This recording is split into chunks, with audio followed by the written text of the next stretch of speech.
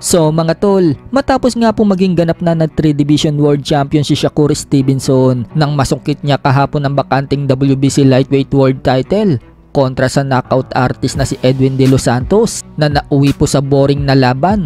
First time po kasi mag-perform ni Shakur Stevenson na halos takot siyang makipag-engage kay De Los Santos. Panay buna ng mga tao dahil walang aksyon sa nangyayari sa laban at dahil hindi maganda ang performance ni Shakur Stevenson, bumanat sa kanya ang dating undisputed lightweight world champion na si Devin Haney na dating may hawak ng lightweight belt na napanalunan ngayon ni Stevenson.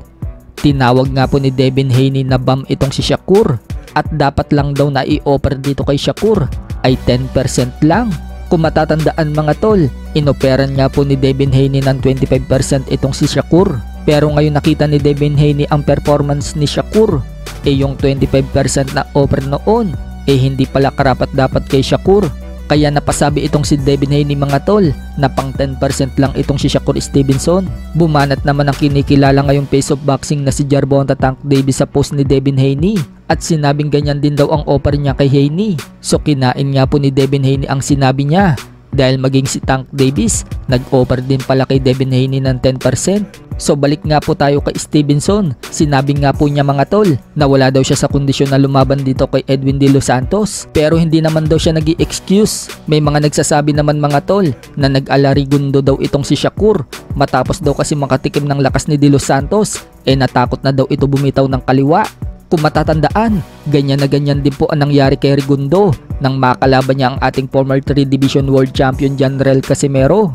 Nang makatikim ng lakas ni Casimero sa round 1, nagtatatakbo na itong si Rigo buong round 12. Speaking of Casimero mga tol, matapos nga po ang laban niya kay Yukinori Ugoni nito lang October 12 sa Japan na nauwi sa tabla dahil na headbutt si Ugoni sa round 4. Maraming nga po ang nagsasabi mga tol kung tinuloy pa daw ang laban na yan, malamang talo daw itong si Casimero dahil pagod na daw at lawit na andila ni Cuadro Alas. Kaya maswerte pa daw itong si Casimero dahil na headbutt si Ugoni.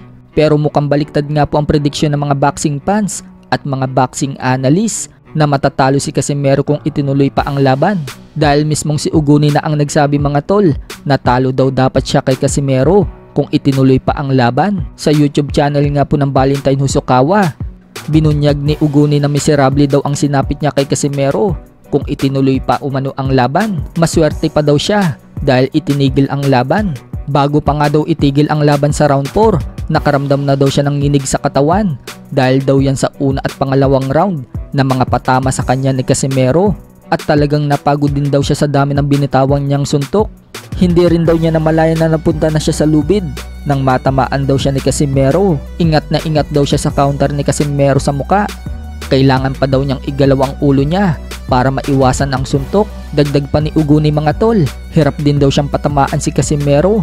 Magaling daw kasi itong umilag. Kapag umaatake naman daw siya sa katawan ni Casimero, umu-open daw ang mukha niya. Kaya yun nga daw, kailangan niyang igalaw ang ulo niya para hindi siya tamaan. So kaya pala wala pang kasiguraduhan kung magre-rematch sila ni Casimero dahil nakatikim pala siya ng lakas ni Cuadro Alas.